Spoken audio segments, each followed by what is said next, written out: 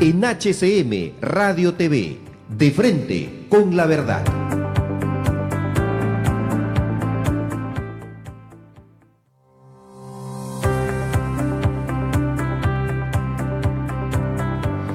Muy buenas tardes, amigos. El día de hoy, bastante compulsionado por el tema de que han ratificado el fallo de detención preventiva la Sala Penal Nacional por el caso de Humala. Pues son temas de corrupción que se dan últimamente día a día acá en el Perú, a raíz del caso Lavajato y el caso Odebrecht. El día de hoy tenemos una entrevista bastante especial con Guillermo Montoro, quien es abogado, egresado de la Universidad Nacional Mayor de San Marcos. A la vez, él es abogado especialista en temas de derecho societario y corporativo. Y aparte es asociado de un estudio de abogados también importante acá en la ciudad de Lima. ¿Cómo estás, Guillermo? Y tu saludo a nuestros seguidores por el internet. Buenos días. Antes que nada, muchas gracias, Víctor, por darme la oportunidad de estar aquí acompañándolos. Gracias a HCM Radio y comencemos.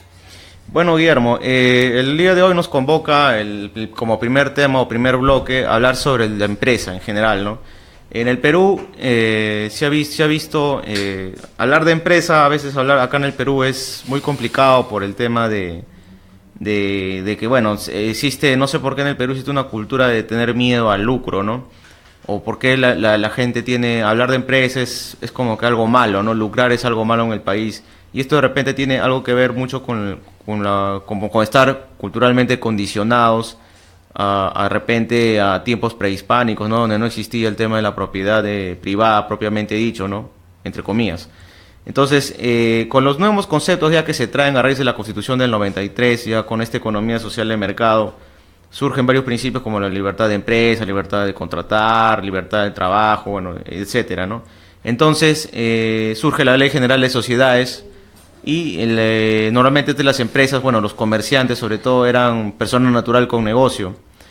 De ahí surgen las empresas individuales de responsabilidad limitada, las IRL, y de ahí, después estuvo un tiempo en los 80s, la sociedad de responsabilidad limitada, y a partir de los 95 para adelante se le pone bastante auge a las sociedades anónimas, ¿no?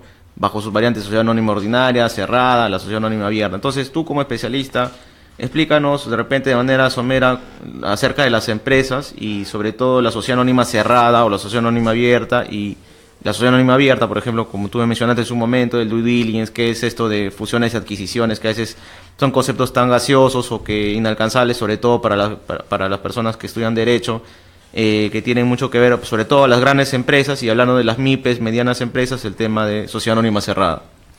Sí, Víctor, gracias de nuevo. Efectivamente es cierto lo que tú dices. Aquí en el Perú hay mucho rechazo a la imagen de la empresa o a la estructura de una nación basada en la libertad del comercio y en la libertad de empresa, ¿no? Justo estaba la vez pasada yo con un cliente, él viene de Taiwán. No sabe hablar español y entonces tiene problemas no solamente de comunicación, sino precisamente del tema al que está refiriendo. Él quiere hacer un resort, como un pequeño complejo hotelero en los alrededores de la laguna Pacucha, que se encuentra en Andahuaylas. Entonces me decía él pues que él ha venido con las proyecciones, él ha hecho hoteles en Estados Unidos, específicamente en la ciudad de Los Ángeles, y de este tipo para lagunas pequeñas. Entonces la laguna esta que hay en Pacucha queda perfecta para el proyecto que él quiere hacer, y aparte que haría un flujo turístico entre Cusco y Apurímac, que están bastante cerca, y que generaría todo un movimiento económico en la zona, porque tú sabes que un proyecto empresarial pues no solamente da trabajo directo, sino trabajo indirecto también, en movilidades, en restaurantes, etcétera, ¿no?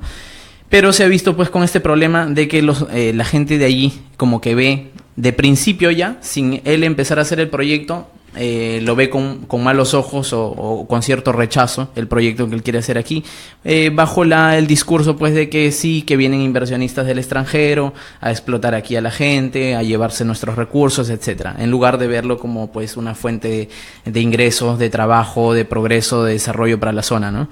Y yo creo que eso se debe en buena cuenta a lo que tú decías, al ancestro precolonial que hemos tenido, ¿no? Que no estaba definida la propiedad privada, pero sobre todo a la introducción un poco de la izquierda a partir de la década del 70, y la introducción de la ideología marxista, y que inclusive, y siempre lo comento con mis allegados o con mis amigos, que inclusive hay veces la gente tiene cierto pensamiento marxista, pero no se da cuenta, y que es el interpretar a la sociedad siempre como una lucha de clases, ¿no? Como los trabajadores contra los empleadores, contra los empresarios, los limeños contra los provincianos, los blancos contra los mestizos, etcétera, ¿no? Y nos ha causado gran rezago, pues, este tipo de ideas, que a mí me parece que debemos combatir, porque a las finales se ha demostrado, pues, que la única forma de obtener el desarrollo, de salir de la pobreza, es a través de la empresa, ¿no? Y de ver a la empresa como parte de la sociedad, como parte integrante de la sociedad, ver a la clase empresarial como parte de la sociedad. Esto no significa que tengamos que dejar que los empresarios hagan lo que les da la gana, como se ha visto con estas empresas brasileras, por ejemplo, ¿no? Pero sí ver al empresario como una parte integrante de la sociedad y como un factor positivo, activo, que busca, pues, o que fomente el desarrollo del país, de la sociedad, ¿no? Entonces, en este sentido, efectivamente, con la Constitución del 93 se introduce la ley de la IRL, que es una forma de promover las empresas individuales, sobre todo para aquellas personas que no tengan un socio con quien hacer el proyecto o su nueva empresa. Entonces les permite esta ley hacer una empresa individual, pero que a la vez cubra su patrimonio personal, ¿no? De manera que este tipo de empresas responden con su patrimonio propio y no con el patrimonio del dueño, ¿no? Y también surgen, pues, ya empieza a tener mayor participación o mayor representación en el ámbito comercial empresarial la figura de la sociedad anónima, ¿no? La sociedad anónima es el tipo societario por antonomasia en el mundo, ¿ya? ¿Y cuál es su característica principal? ¿Cuál es la característica principal de la sociedad anónima? Y esto es lo que siempre la gente se pregunta, y es que la sociedad anónima, como su nombre lo dice, es anónima. Es decir, nadie sabe quiénes son exactamente sus propietarios, nadie sabe quién está detrás de la empresa que vemos, ¿no? Y esta es una forma de protección no solamente a la imagen, a la identidad y al patrimonio de las personas que están detrás, ¿no? Sirve para eso. Y este tipo de sociedad, que es una sociedad bastante flexible, bastante práctica, que permite, por ejemplo, la libre transferencia de acciones de una manera bastante práctica, en la cual no se necesita, por ejemplo, de una escritura pública o de inscribir la transferencia de acciones en el registro, en los registros públicos, como sí se hacía en el caso de la sociedad civil, de la sociedad comercial de responsabilidad limitada, que se usaba anteriormente, ¿no? En la que, por ejemplo, yo quería transferir mis acciones y necesariamente tenía que ir al notario, hacer una escritura pública e inscribirlo en el registro público, incurriendo en los gastos de transacción que esto implica, ¿no? Que son, por ejemplo, pagar los derechos notariales de la escritura pública, pagar la tasa registral, etcétera, ¿no? En la sociedad anónima, esa es una de las ventajas que tiene la sociedad anónima, aparte de ser anónima, es que, por ejemplo, la libre transferencia de acciones, o que la transferencia de acciones es bastante fácil, bastante práctica, y yo creo que en general lo puede hacer cualquier persona con un contrato de compraventa sin ni siquiera tener la asesoría de un abogado, ¿no? Claro. En la figura de la sociedad anónima, la ley distingue tres tipos de sociedad: la sociedad anónima propiamente dicha, ¿ya? O sociedad anónima ordinaria, como se le conoce, y la sociedad anónima cerrada y la sociedad anónima abierta. Ya, la sociedad anónima cerrada se caracteriza por tener como mínimo 2 accionistas o 2 propietarios de las acciones, y como máximo 20 accionistas, y tiene la opción, y esto es importante, porque tiene la opción de no tener directorio, porque la sociedad anónima ordinaria, sus órganos son la Junta General de Accionistas, que son la reunión de todos los accionistas, y como segundo órgano colegiado o como segundo órgano dentro de su estructura tenemos al directorio, ¿no? Que es el conjunto valga la redundancia, de directores, que son los encargados de viabilizar los intereses de cada grupo accionario. Es decir, por ejemplo, si tenemos en un medio de comunicación a varios accionistas, entonces cada grupo de accionistas se hace representar dentro de la empresa a través de sus directores, ¿no? Para que estos tomen la decisión y encarguen a las gerencias, que vienen como tercer órgano dentro de la asociación, de la sociedad o de la compañía. Le encargan los directores, le encargan a los gerentes ejecutar las decisiones que tome el directorio, ¿no? Como te darás cuenta, en principio, esta organización o esta forma de organización, esta estructura es un poco compleja, ¿no? Para un empresario que recién comienza, que va a abrir su pequeña empresa de un restaurante, de una librería o de una peluquería, por ejemplo, de una barbería, pues le resulta complejo todo este tema. Ni siquiera va a entender qué es el directorio, ni para qué sirve, ni para qué los tengo que elegir. Hasta el mismo hecho de conseguir a las personas que van a ocupar los puestos de directorio es complicado. Entonces, frente a esta situación, la figura de la sociedad anónima te da esta posibilidad de que la empresa pueda no tener directorio. Es opcional, si quieres lo tienes o si quieres no. En ese caso, claro, es una gran ventaja, ¿no? Porque a veces, sobre todo las pequeñas empresas, no ven el sentido de para qué tener directorio, ¿no? Porque las decisiones normalmente son empresas familiares y, bueno, casi la responsabilidad total recae sobre el gerente general, ¿no? Así es, Entonces, así es. salvo que sea una empresa mediana, ya de repente se podría hablar de un directorio, ¿no? Exactamente. Ya, entonces, y bueno, y tenemos la sociedad anónima abierta, que generalmente son las sociedades ya más grandes, que principalmente se constituyen para cotizar en bolsa, es decir, para poner sus acciones en la bolsa de valores, ¿no? Y bueno, esas son fundamentalmente las tres formas societarias. Nosotros vamos a hablar sobre todo de la sociedad anónima cerrada, que le puede servir pues a tu audiencia o a tus oyentes de forma más práctica, en el caso de que quieran hacer alguna empresa o que quieran emprender algún negocio, ¿no? Usar la figura de la sociedad anónima cerrada es lo mejor.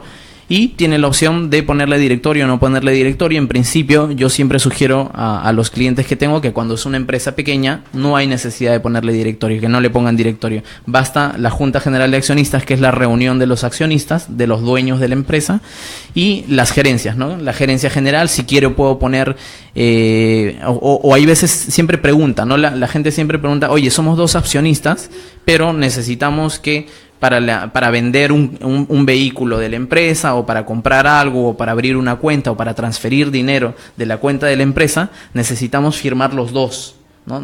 Porque yo, mi socio es mi amigo, lo conozco desde la niñez, pero tú sabes, este es un tema de plata, así que yo necesito asegurarme que yo también firme al momento de hacer, por ejemplo, una transferencia de dinero, ¿no? O firmar un cheque, ¿no? Entonces necesitan firmar los 2 accionistas. ¿Qué hacemos frente a eso? Si no tenemos directorio, pues escogemos al gerente general y establecemos en el estatuto de la sociedad que las firmas para determinados casos riesgosos o de disposición de bienes, es decir, de transferencia de bienes o de transferencia de activos como dinero, entonces vamos a necesitar que sean a doble firma, es decir, que firme el gerente general, que soy yo, uno de los socios, por ejemplo, y que firme mi hermano, mi primo, mi amigo, que es mi socio, en el puesto de gerente comercial o de gerente ejecutivo, como yo le quiera llamar. Eso no importa mucho, o como un simple apoderado, pero tengo 2 firmas conjuntas, ¿no? Pero también puede ser una sola firma, ¿no? También puede Claro, ser una sola porque firma. a veces ahorita para agilizar las cosas, Así es. claro, las empresas medianas, grandes sí, normalmente es de 2 firmas, ¿no? Sí. Pero en el caso de empresas pequeñas yo no te veo que dentro del gerente general es quien a sola firma puede hacer. Sí, se ve o sea, mucho, sí, ¿no? se ve mucho. Entonces te da esas ventajas. Yo sugiero siempre que se use la sociedad anónima cerrada, ¿no? Cuando uno quiere emprender o iniciar algún negocio, ¿no? Bien, Guillermo, hay un video acerca de la sociedad anónima cerrada que Sí. vamos a pasar a continuación, Sí. acerca de, bueno, cómo se constituye y qué es una sociedad anónima cerrada. Adelante con el video.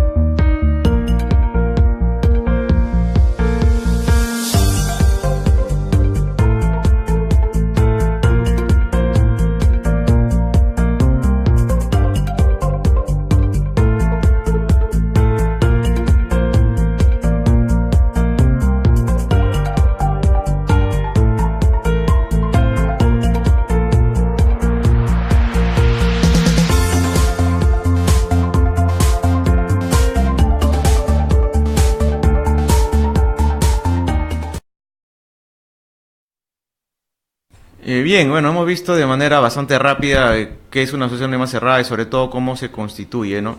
Normalmente las personas se hacen bola porque hablar de persona jurídica, hablar de ir a... sobre todo los pequeños empresarios, a veces por eso muchos prefieren estar en la informalidad o ser persona natural con negocio, es decir, sacar su RUC, nada más.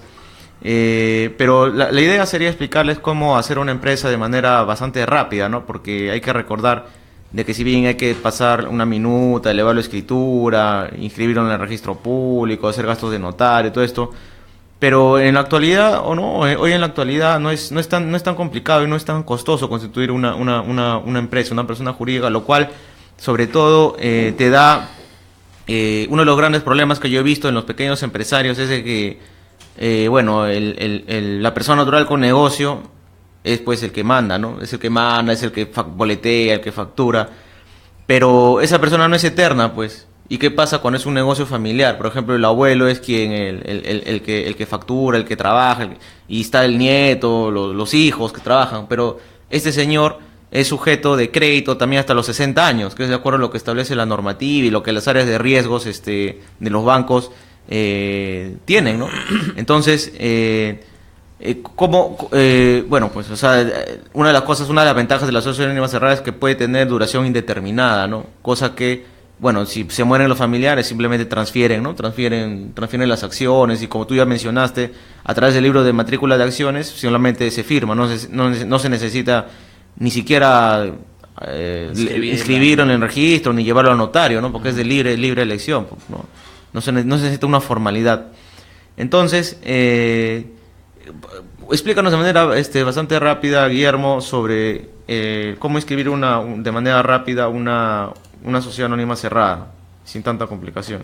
Sí, de acuerdo. Un brevísimo paréntesis, tienes razón en lo que dices sobre la persona natural con negocios, y aparte de todo lo que mencionas, el problema que trae esta forma de hacer negocio, que es la persona natural con negocio, es que cualquier responsabilidad en la que yo incurra en cualquier tipo de contrato o algo, se van contra el patrimonio de la persona, ¿ya? Que puede ser el patrimonio que yo haya heredado, el que mi esposa haya heredado, es decir, se van contra mi patrimonio. Entonces no hay protección patrimonial frente al negocio que yo estoy realizando, ¿no? Esos son los temas importantes. O sea, cómo responder, eso es cierto, porque cuando es una sociedad anónima cerrada, una persona jurídica en general siempre es contra el patrimonio de la empresa. De la empresa, nada más. Así es, no chocan contra mi patrimonio. Entonces, eso es importantísimo, ¿no? Entonces, para empezar con la formación o con una constitución de una sociedad anónima, una de las funciones principales o de los propósitos principales es proteger el patrimonio de los accionistas, ¿no? Cualquier responsabilidad en la que incurra la sociedad, van a ir solamente, o los acreedores o quien sea, van a ir solamente contra el patrimonio de la empresa, más no contra mi patrimonio personal. Y respondiendo a tu pregunta sobre la constitución de la empresa, básicamente, en términos generales, es que yo tengo que hacer una minuta de constitución de la empresa, donde acuerde la constitución de la empresa, es decir, donde diga... Víctor y yo constituimos una empresa, una sociedad anónima denominada de tal forma, ¿no? Y a la vez se pone allí en esta minuta el estatuto, ya que es la forma en cómo va a funcionar la empresa y cuál va a ser su estructura en las decisiones que va a tomar al interior la empresa. Esta minuta, que es autorizada por un abogado, la enviamos a una notaría, la notaría la formaliza en escritura pública, la transcribe, la eleva a escritura pública, y esta escritura pública se envía a registros públicos para su inscripción. ¿Ya? Este proceso aproximadamente dura unos 10 días útiles en total, aproximadamente, ¿ya? Pero justamente este gobierno hace poco ha sacado una normativa. Bueno, ya lo había hecho el gobierno de Alan García, en realidad. Para empezar, puso a disposición de los ciudadanos un sistema de constitución de empresas que se hace a través del Ministerio de la Producción, de Produce. ¿Ya? Entonces las personas van aquí y el Ministerio de la Producción le da una plantilla donde la persona simplemente tiene que llenar el objeto social de la empresa. El objeto social es a lo que se va a dedicar a la empresa, por ejemplo, un salón de belleza o lo que sea, ¿no? Entonces dio esas facilidades de que se les dé una plantilla, porque efectivamente, obviamente nadie que no es abogado sabe redactar una minuta, ni tiene un abogado a su disposición para que le autorice la minuta, aparte que me cuesta, ¿no? Entonces se puso a disposición estas plantillas o esta forma de constitución rápida de empresas por la que el mismo Ministerio de la Producción enviaba este formato a determinadas notarías con las que había hecho algún tipo de acuerdo al Ministerio de la Producción, ¿no? Entonces, esta notaría se encargaba de elevar este formato a escritura pública que ya no es una minuta y por lo tanto ya no necesito la firma de un abogado. Un abogado como mínimo me puede cobrar por una firma 100, 50 soles tal vez, ¿no? Los abogados que cobran más barato cobran eso. Ya me estoy ahorrando eso, por ejemplo. Ya me estoy ahorrando el costo que es buscar al abogado, ir a la notaría, etcétera. Simplemente voy al Ministerio de la Producción y esto funciona hasta ahora, ¿ah? Voy al Ministerio de la Producción y les digo, mira, somos estas personas, queremos constituir una empresa de tanto. Nos hacen el formato, este formato lo envían a la notaría y nosotros vamos a firmar a la notaría, nada más. Firmamos en la notaría y la notaría se encarga de enviar esto a registros públicos. Esto resumió el trámite convencional de la sociedad anónima que se constituía en aproximadamente 10 días útiles, lo resumió como entre 3 a 5 días útiles, ¿no? Y aparte que bajo esta forma de constitución de empresas, ¿ya? Las notarías cobraban bastante menos. Es decir, si normalmente una notaría me cobra 400 o 500 soles, ahora me cobraba 180 soles, 250 soles. Entonces se reducía bastante el costo en tiempo y en dinero para constituir una empresa. Y actualmente este gobierno se ha promulgado una norma, un decreto, que establece una serie de nuevas directivas para las constituciones de empresa que facilitan a los ciudadanos pues la constitución de una empresa. Por ejemplo, que vayan directamente a la notaría, ya ni siquiera tienen que ir al Ministerio de la Producción, van directamente a una notaría y lo mismo que hacía el Ministerio de la Producción lo va a hacer la notaría, ¿no? Llenan un formato, eso ya la notaría se encarga de formalizar eso y de enviarlo a registros públicos y tendríamos más o menos una sociedad constituida. Según la norma, habla de 24 horas, es decir, en 2 o 3 días tendríamos ya nuestra empresa constituida y a un bajo costo, ¿no? Lamentablemente todavía esto no se ha puesto en práctica en las notarías. Yo he estado preguntando en las notarías si se ha puesto en práctica y no se ha puesto en práctica aún. La verdad es que no lo sé, pero yo creo que si se ha promulgado esta norma, pues el gobierno debería buscar alguna forma a través de los colegios de notarios, etcétera, que esta normativa de una vez se ponga en práctica, sí, ¿no? Sí, bueno, lo que mencionas es cierto. También donde hacían estos procesos más rápidos también era en COFIDE. También yo tenía entendido que también habían estos formatos o para que te apoyen, digamos, como dices tú, temas de abogados. Ahí mismo tenían los formatos y te podían apoyar, sobre todo para conseguir tu empresa. Bueno, hemos acabado con el primer bloque. En el segundo bloque hablaremos algo sociedad anónima abierta, ¿no? Bien, regresamos en De Frente con la Verdad. Hola amigos, soy Víctor Hugo Quijada para invitarlos a sintonizar todos los viernes a través de HCM Radio Televisión De Frente con la Verdad y compartir entrevistas sobre temas de gestión pública y coyuntura política. Los espero de 2 a 3 de la tarde en De Frente con la Verdad.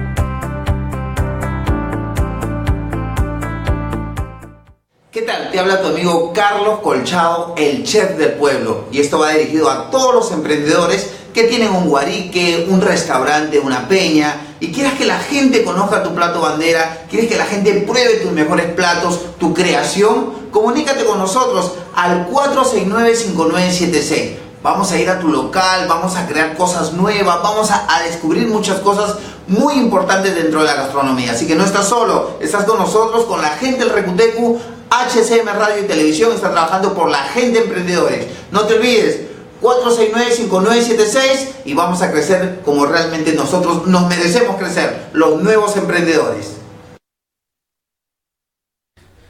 Bueno, regresamos De Frente con la Verdad en un segundo bloque. Estamos con Guillermo Montoro, quien es abogado, experto en temas de derecho de la empresa y derecho corporativo. Es abogado egresado de la Universidad Nacional Mayor de San Marcos y también es asociado del estudio EFG Abogados. Y bueno, estábamos conversando acerca de la sociedad, bueno, la empresa, algo de historia, pasamos a la sociedad anónima cerrada y ahora hay que hablar de la sociedad anónima abierta.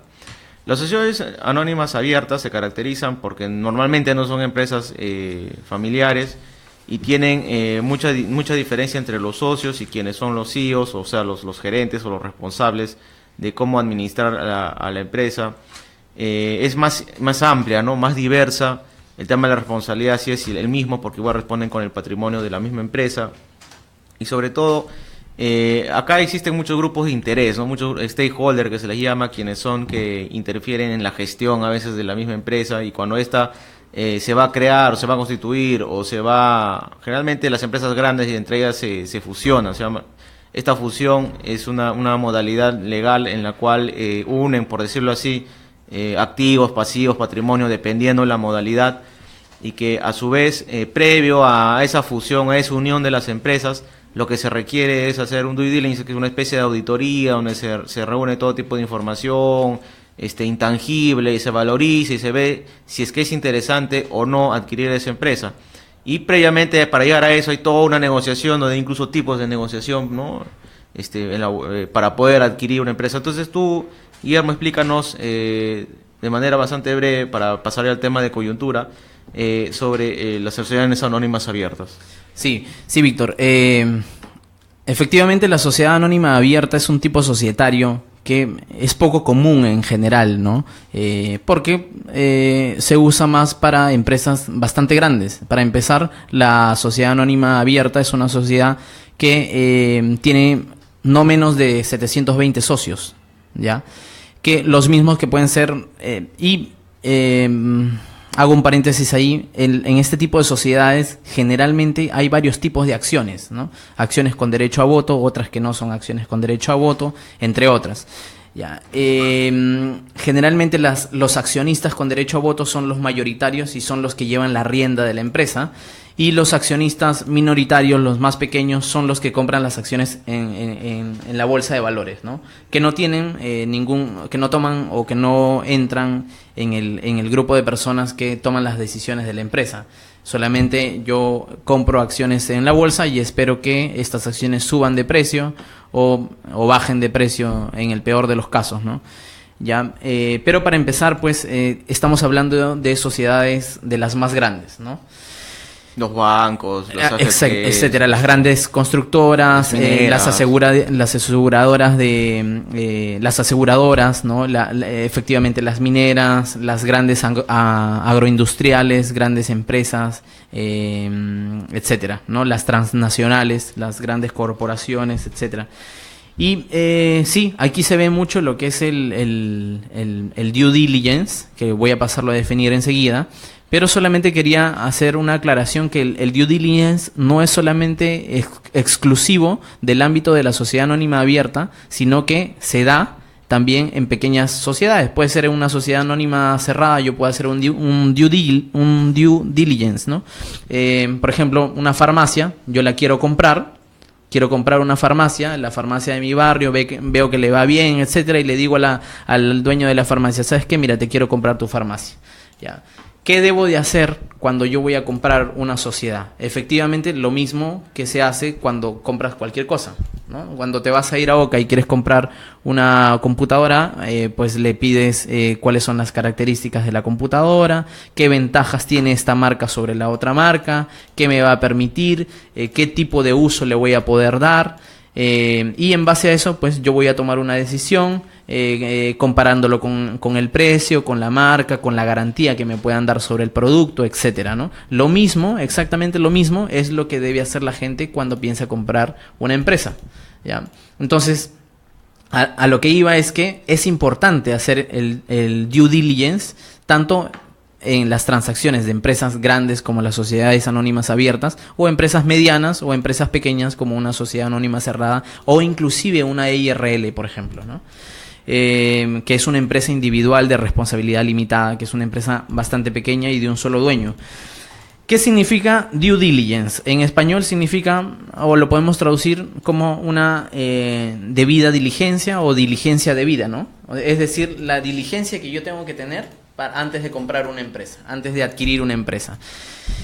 Y no solamente es al momento de adquirir una empresa, es decir, de comprarla, sino que se debe dar, o esto viene asociado a una figura del derecho anglosajón, o sea, del derecho inglés o norteamericano, relacionado con el mergers and acquisitions, ¿no? Que significa en español fusiones y adquisiciones. aquí es donde surge la figura del due diligence, ¿no? En la figura esta de las fusiones y adquisiciones. Es decir, cuando me quiero, el due diligence no solamente sirve para cuando voy a adquirir una empresa, sino como tú lo mencionabas, cuando me voy a fusionar con otra empresa, ¿no? Oye, tú tienes una empresa de taxis, yo tengo una empresa de buses, ¿por qué no hacemos una empresa más grande, ¿no? Y nos fusionamos, pero tal vez yo no me he dado cuenta que tú tienes una deuda enorme con la SUNAT, ¿no? O que tus unidades en realidad no tienen licencia del Ministerio de Transportes y Comunicaciones. Entonces eso me va a perjudicar mucho. ¿Qué tengo que hacer frente a eso? Antes de comprar, antes de fusionarme con otra empresa, pues tengo que hacer esta debida diligencia, ¿no? Que es, así en palabras simples, en cristiano, es una auditoría legal, ¿no? Una auditoría legal donde yo voy a examinar una serie de aspectos, una serie de factores que tengan la empresa y que puedan poner en riesgo mi inversión o el proyecto que quiero realizar, ¿no? Por ejemplo, ¿qué voy a revisar? Voy a revisar que, por ejemplo, que los trabajadores estén formalizados, o al menos cómo me puedo proteger de eso. Tal vez tu empresa tenga 20 trabajadores y ninguno está en planilla, y de aquí a 6 meses me hacen un sindicato o me hacen un proceso judicial todos juntos ante el Ministerio de Trabajo denunciándome, y a las finales vamos a perder todos, no solamente con el que me fusioné o la empresa que compré o que adquirí, ¿no? ¿Qué otra cosa puedo ver? Por ejemplo, los estados financieros es algo que se incluye mucho en el due diligence, ¿no? Para ver cuál es el estado de el debe y el haber, o sea, qué deudas tiene la empresa, qué cuentas por cobrar tiene la empresa, qué cuentas debe la empresa, a quién le tiene que pagar, etcétera. Ya, si tienen sus licencias, si tiene, por ejemplo, si voy a comprar una pequeña minera, por ejemplo, si tiene su permiso, su estudio de impacto ambiental, por ejemplo, y si su estudio de impacto ambiental se adecúa a las normas vigentes. Voy a examinar cuáles son, cómo está regularizado su libro de matrícula de acciones. Voy a revisar si están en orden o si han seguido la secuencia en su libro de actas, las elecciones de los gerentes, de los directores. Hay veces hay vacíos, hay directorios o periodos de directorio que no se han inscrito en registros públicos, o gerentes que no están inscritos pero sin embargo están ejerciendo el cargo de gerentes, entre infinidades de cosas. Entonces, tenemos dentro de esta figura del due diligence, que es la auditoría legal que voy a hacer antes de fusionarme con una empresa o de comprar una empresa. Tenemos tipos de due diligence, ¿no? Para empezar, tenemos el due diligence hecho por el vendedor, que generalmente hace un due diligence con el efecto, o buscando el efecto de que el otro compre, ¿no? Inflado, ¿no? Ajá, así es. Entonces voy a tratar de hacer un estudio que, claro, se supone que debe ser todo auténtico, acorde a las normas y todo, y siempre debo decir la verdad, pero es una auditoría legal vista desde el punto de vista del vendedor, ¿no? Que busca, pues, que el comprador le compre la empresa, o que con quien estoy aspirando a fusionarme le genere convicción para fusionarse conmigo, ¿no? Y está el due diligence que busca o que hace o que manda a hacer el comprador, que desde el punto de vista del comprador pues es el más importante, porque me va a permitir a mí examinar los riesgos presentes o futuros de comprar o de fusionarme con la empresa que me quiera fusionar, ¿no? Y por otro lado tenemos otra clasificación que es un due diligence total, o puede ser un due diligence parcial, ¿no? Al due diligence parcial hay veces se le denomina como el Red Flags DD Report, ¿no? Que significa banderas rojas, o sea, es decir, me puede interesar mucho, una empresa puede ser muy atractiva para mí, pero tiene algo con lo que a mí me genera mucha desconfianza y que puede poner en serio riesgo el proyecto de inversión que voy a hacer a futuro comprando esta empresa o fusionándome con ella, ¿no? Veo, por ejemplo, que tiene deudas con la SUNAT, ¿no? Tiene una deuda inmensa con la SUNAT y actualmente tiene un fraccionamiento, por ejemplo, ¿no? Tiene un fraccionamiento y efectivamente financieramente me conviene porque la empresa esta con la que me voy a fusionar o que voy a comprar está pagando esa deuda a la SUNAT por partes y yo la veo bien. Pero ¿qué pasa si, por ejemplo, aparece una contingencia que genera que el fraccionamiento se quiebre. Es decir, que la SUNAT ordene, ¿sabes qué? Tu fraccionamiento que te he concedido queda sin efecto y me vas a tener que pagar toda la deuda. Imagínate que sea una deuda de 450.000 soles, ¿no? Si la SUNAT me cobra esos 450.000 soles, pues me va a quebrar la empresa, ¿no? Entonces, este tipo de due diligence es un due diligence respecto a un aspecto en particular de la empresa, ¿no? Y está el otro, el due diligence total, ¿no? Que abarca todos los aspectos legales de la empresa, ¿no? Activos, pasivo, patrimonio, Exacto. intangibles, marcas, ¿no? Y todo todo eso. eso se valoriza, Todo ¿no? Para eso se saber valoriza. qué cosa es lo que voy a adquirir, ¿no? Así es, y para proponer, y para hacer, ya para entrar a la parte de la negociación definitiva, ¿no? Es decir, si tú me habías ofrecido venderme tu empresa, tu peluquería, tu mina o lo que sea en, no sé, 300.000 soles, pues yo he examinado los riesgos y me doy cuenta que que el riesgo es bastante alto, así que frente a ese riesgo te voy a pedir una rebaja, ¿no? ¿Sabes qué? Mira, esto es riesgoso, me puede pasar tal o tal cosa. Yo te puedo pagar 250.000, no 300.000 que me pedías, ¿no? Y hay una etapa de negociación, exacto, ¿no? así Incluso es. tipos de negociación que pueden Así es. quebrar el mercado, como aquellas que pueden ser más equilibradas. Así es. Bueno, Guillermo, bastante interesante la exposición acerca, ojalá que los que nos estén siguiendo hayan más o menos entendido las diferencias entre una sociedad anónima abierta, una sociedad anónima cerrada, por la cantidad de los socios, por la intensidad del negocio también que se mueven, en cuanto al registro de las acciones, en uno cotiza en bolsa, y creo que también se registra, hay un registro de mercado de Sí, valores, así es. y también en el caso de la sociedad anónima cerrada no, porque basta libre matrícula de acciones. El due diligence normalmente no es algo que se vea en las sociedades anónimas cerradas, ¿no? O sea, normalmente cuando una pequeña empresa no termina comprando a otra, ¿no? Pero sí una mediana, una grande puede terminar comprando una pequeña empresa, ¿no? Y ahí en esos casos sí podría darse, ¿no? Y generalmente las auditorías que tú mencionas de cumplimiento legales para adquirir una empresa, sea mediante fusión, sea mediante, bueno, se pueden escindir, se pueden separar también dependiendo el interés. Bueno, sí se requiere este tipo de estudios previos, ¿no? Y de ahí pasar a una etapa de negociación, y de ahí puede surgir una nueva persona jurídica, puedes absorberse a esa otra empresa. Ahora, Guillermo, también nos convoca el día de hoy a hablar sobre algo de coyuntura, ¿no? Tú me mencionabas, que, por ejemplo, yo he llegado a un razonamiento medio extraño de que estamos viviendo actualmente una etapa de dictadura, como que se hubiera vuelto la dictadura o el autoritarismo democrático, entre comillas, de derecha, ¿no? Porque tú ves a Trump en los Estados Unidos, Sí. ves a Putin en Rusia, Sí. el caso último que pasó en Francia, que estuvo a las justas, y también hay movimientos en los países nórdicos similares, en Gran Bretaña igual. Entonces da la sensación de que ante la falta de respuestas de la democracia, no sé, en el mismo Perú también, por ejemplo, una derecha media blandengue a nivel internacional, ha provocado que ante la falta de respuestas de los líderes de dar soluciones eficientes, efectivas a las cosas que están viniendo, la gente se siente descontenta, y también ante la estafa de la izquierda, porque la izquierda ha demostrado, sobre todo en Latinoamérica, ser más ladrones que los de derecha, incluyendo, por ejemplo, acá Humala está también en la cárcel por eso, por lavar activos, ¿no? Por haber constituido una asociación ilícita, una asociación de personas para delinquir, ¿no?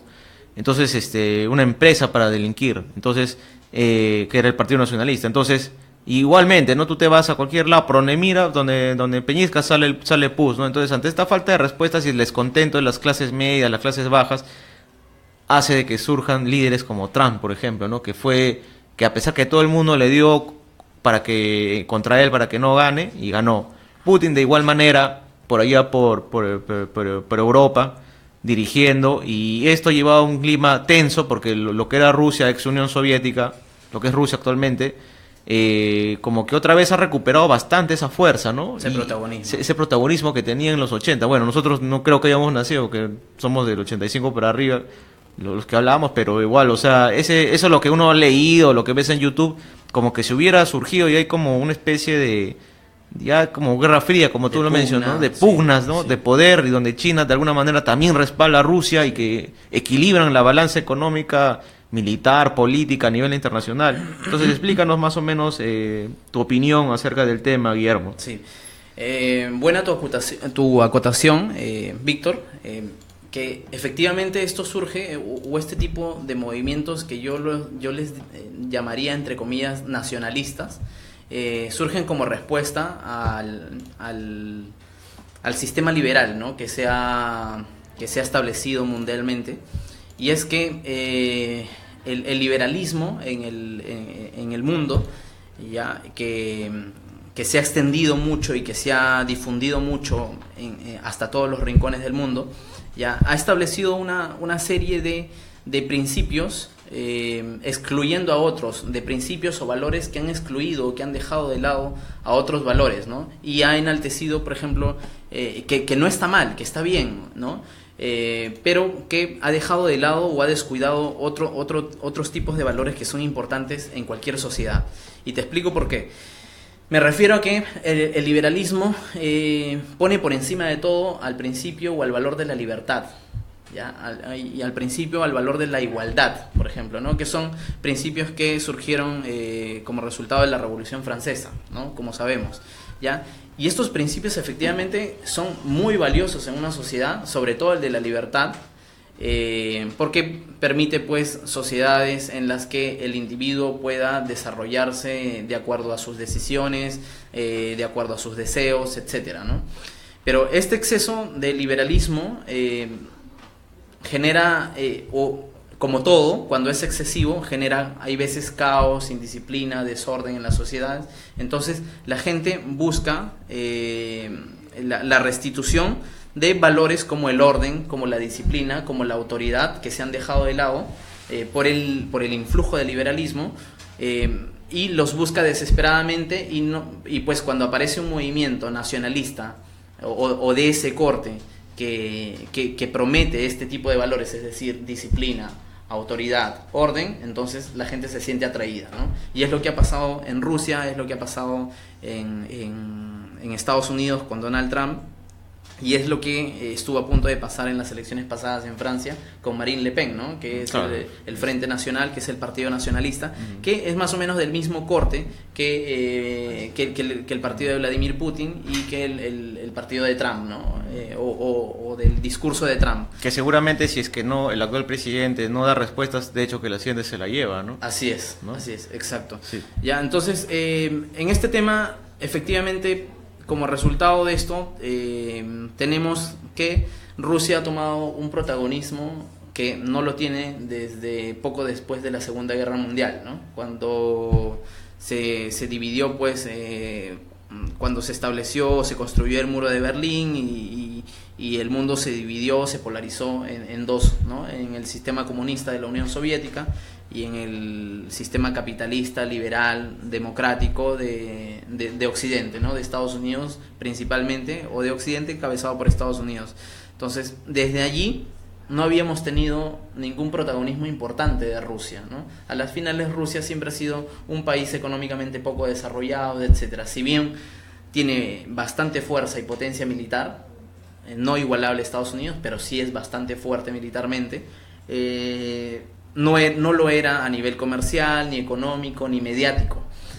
Pero ha surgido pues un líder que es bastante, no podemos negarle, es bastante inteligente, ¿no? Es Vladimir Putin, es bastante inteligente, ha tomado las riendas del país y ha establecido una serie de medidas u objetivos a largo plazo para Rusia, ¿no?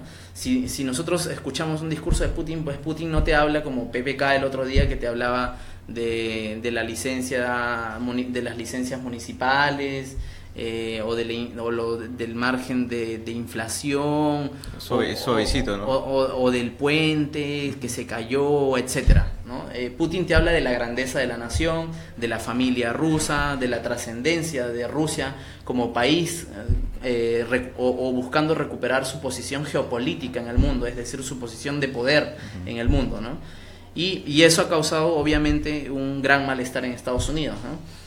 Y esto esta disputa que hay actualmente y que tal vez no se ve en los medios nacionales, pero si uno se pone a revisar un poco en las redes sociales o en los medios internacionales, hay una gran tensión entre Estados Unidos y Rusia actualmente. Es más, hace 2 semanas el Congreso de Estados Unidos ha impuesto nuevas sanciones económicas y comerciales y de otro tipo y de otros tipos a Rusia, ¿no? Que curiosamente han sido rechazadas por el presidente Donald Trump, ¿no? Pero las ha tenido que firmar igual. Ya las ha tenido que firmar porque no le quedaba de otra y se han logrado imponer. Y Rusia pues ha respondido embargando bienes, y ya lo ha hecho la semana pasada, embargando bienes de Estados Unidos en su territorio, entre otras medidas que piensa tomar. Pero ¿desde cuándo surge esta confrontación entre Rusia y Estados Unidos? Tenemos aquí 3 puntos importantes, o 2. Uno es el tema de Siria, ¿ya? Y el otro es el tema de la revolución o del golpe de Estado que ocurrió en Ucrania, ¿no? En Ucrania, y que dio como resultado la anexión de la península de Crimea, que era un territorio formalmente ucraniano, a territorio ruso, ¿no? o a la nación rusa. Es decir, Rusia anexionó Crimea a su territorio, ¿no? Como propiedad de Rusia, y efectivamente pues Ucrania se quedó sin Crimea, ¿no? ¿Cómo se dieron esta coyuntura, estos hechos? En 2013 en Ucrania surgen movimientos en contra del presidente de Ucrania. Un presidente que, si bien sí tenía denuncias de corrupción, como lo tienen la mayoría de los políticos del mundo, a las finales era un presidente elegido democráticamente. Este presidente era prorruso, es decir, tenía intereses tenía buenas relaciones con Rusia, ¿no? Entonces esto como que no le iba bien a Estados Unidos, y de alguna forma Estados Unidos apoyó a estos manifestantes o este golpe de Estado en contra del presidente democráticamente electo de Ucrania, ¿no? Las protestas comenzaron en noviembre de 2013, para febrero de 2014 ya lograron derrocar al presidente ucraniano, a Yanukovych. Lo lograron derrotar y establecieron una junta militar apoyada por Estados Unidos y por la Unión Europea, ya con un nuevo gobierno pues ucraniano, ¿no? Lo particular de Ucrania es que casi la mitad de la población es prorrusa, hablan ruso, tienen costumbres y hábitos rusos, practican el cristianismo ortodoxo, que es la religión mayoritaria en Rusia. Entonces estos ciudadanos prorrusos, pero que viven dentro de Ucrania, que son de nacimiento ucranianos, pero de nacionalidad, es decir, que se identifican con Rusia, se opusieron pues a este golpe de Estado promocionado por la Unión Europea y por Estados Unidos, claro, en Ucrania, ¿no? Así es. Y algo similar pasa también en Siria, ¿no? Donde también hay una especie de lucha, y también con Corea del Norte, porque yo por ahí leí que en el fondo quien está detrás de todo, prohibiéndole armas y todo a Corea del Norte, es Rusia, ¿no? Sí. Entonces sí. hay China también, entonces ahí se ve. Bueno, Guillermo, el tiempo es bastante corto, de verdad, sí, bastante interesante. Sería bueno terminar el tema y redondear las ideas la próxima oportunidad. Yo te agradezco por haber aceptado la invitación, y bueno, será hasta el próximo viernes en De Frente con la Verdad. Muchas gracias, Víctor. Gracias.